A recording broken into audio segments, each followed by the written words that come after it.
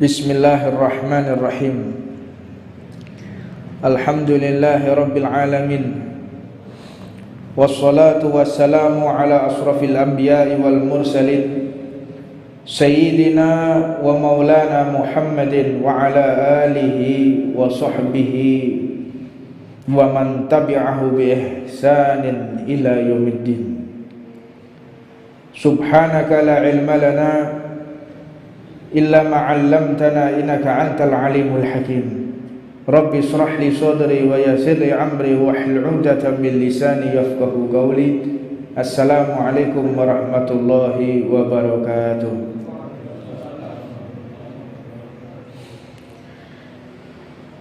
Alhamdulillah, di malam yang mulia ini kita masih diberikan kekuatan oleh Allah Subhanahu wa taala untuk menghadiri salah satu warisan Nabi Muhammad sallallahu alaihi wasallam. Penting kita ketahui, tidak ada aktivitas yang lebih mulia kecuali menghabiskan waktu dan mendatangi warisan-warisan Rasulullah. Di antara warisan yang paling utama yaitu adalah ilmunya Nabi Muhammad sallallahu alaihi wasallam. Maka setelah kita menimba ilmu, sebelum saya melanjutkan materi yang ada di dalam pembahasan kita, setelah kita menimba ilmu di majelis ta'lim, setelah kita menimba ilmu dari guru-guru kita, penting untuk kita sampaikan ilmu tersebut, atau yang mudah dipahami, kita harus berdakwah di jalan Allah Subhanahu wa taala. Sebab pertanyaan Allah atas kita nanti di akhirat bukan cuman tentang masalah harta, bukan cuman masalah aktivitas, tetapi ilmu kita pun akan ditanya oleh Allah Subhanahu wa taala. Maka banyak seseorang yang tidak berkenan untuk berdakwah dengan berbagai alasan. Alasan yang pertama karena ilmu. Alasan kedua karena kesempatan. Alasan ketiga karena tidak ada dana. Maka perlu kita ketahui, sebagaimana yang disampaikan oleh Syekhina Al-Habib Ahmad Jamal bin Thaha Ba'agil, nafa'anallah bihi bi'ulumih. Beliau di dalam satu jalsahnya menjelaskan, dan penting untuk kami sampaikan di majelis kita yang mulia ini, bahwa makna dakwah, makna kita menyampaikan ilmu ini bukan hanya cuman memberikan pemahaman kepada seseorang, bukan cuman mengajarkan halal haram, bukan cuman kita menghafal hadis, kita menghafal Al-Quran lalu kita sampaikan di hadapan halayak ramai. Ketahuilah, makna dakwah adalah jika kita berhasil menyambungkan kembali antara Khalik dan makhluk. Tatkala ada orang lupa kepada Allah, kita sambungkan kembali. Tatkala ada orang lalai, kita sambungkan kembali. Jadi kita berdakwah bukan hanya untuk mereka yang tidak paham agama. Dakwah ini juga bisa kita sampaikan kepada mereka yang memiliki ilmu. Karena hakikat dakwah, makna dakwah ini menyampaikan, menyambungkan kembali mereka yang mengerti hadis tetapi tidak mengamalkan, mereka yang mengerti Al-Quran tapi mereka tidak mengamalkan. Dengan dakwah menyambungkan kembali antara makhluk dan Khalik, antara sang pencipta dengan yang dicipta, yaitu Allah, yang dicipta yaitu manusia. Sang pencipta yaitu Allah Subhanahu wa taala. Adapun seseorang yang berdakwah ini memiliki dua. Yang pertama adalah fardhiyah, yaitu jika dia sendirian, dakwah sendirian tanpa ada jamaah, tanpa ada pengikut, tanpa ada teman. Yang kedua adalah bil jamaah, dakwah tetapi menggunakan fasilitas dengan mimbar-mimbar, dengan panggung sholawatan. Ini bil jamaah, dakwah menggunakan tim, menggunakan struktur organisasi yang bisa diajak untuk bersama-sama berdakwah. Tapi yang paling afdol, aslam, kalau kita mau selamat, dakwah yang selamat itu adalah dakwah fardhiyah. Apa itu dakwah fardhiyah? Perseorangan. Itu kita lebih selamat, lebih terjamin diterima oleh Allah dan Rasulnya daripada dakwah dengan rame-rame. Sebab dakwah kalau sudah rame-rame ini berpotensi akan sum'ah, berpotensi akan gila popularitas, berpotensi orang tersebut egonya akan naik, rahmatnya akan turun. Kita kalau sudah kumpul dengan ribuan jamaah, ego kita naik. Kita tidak toleransi dengan sekeliling kita, seenaknya sendiri. Ini justru tidak membuat athar yang baik, tidak membuat bekas yang baik. Sebab dakwah ini harus ada atharnya, harus ada bekasnya.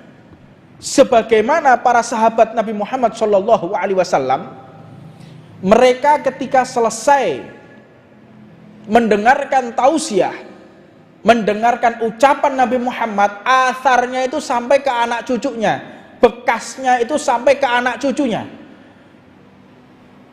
Dengan membawa iman, dengan membawa pesan yang disampaikan oleh Rasulullah. Rasulullah mengatakan ini halal, Rasulullah mengatakan ini haram, membekas, pulang membawa hukum Allah. Ini dakwah yang benar. Tetapi jika kita tidak mampu bil jamaah, fardhiyah, aslam, selamat kita, lebih aman dari segala perkara-perkara yang membuat kita tidak diterima oleh Allah. Dan adapun jika seseorang berdakwah, jangan sesekali kita menginginkan diri kita untuk dimuliakan oleh orang lain.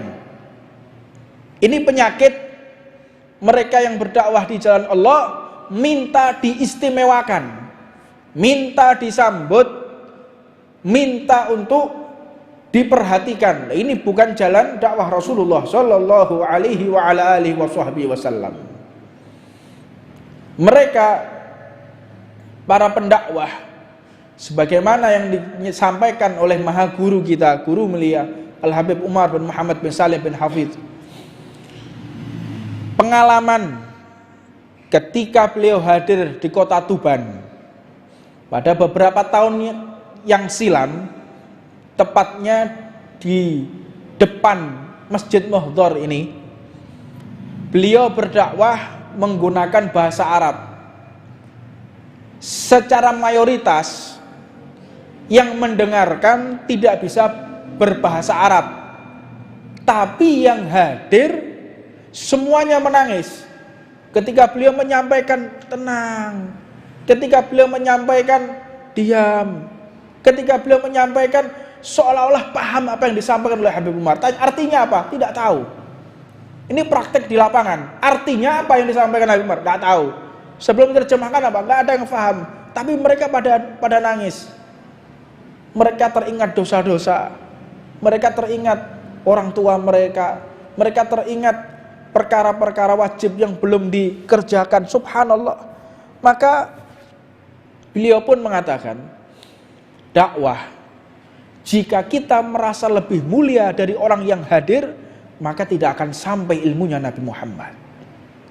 Jika kita berdakwah, mengucapkan ucapan Rasulullah, mengucapkan hadis, mengucapkan Al-Quran, mengucapkan nasihat-nasihat, tetapi kita merasa lebih mulia dari orang-orang yang mendengarkan kita, tidak akan sampai ilmunya Rasulullah.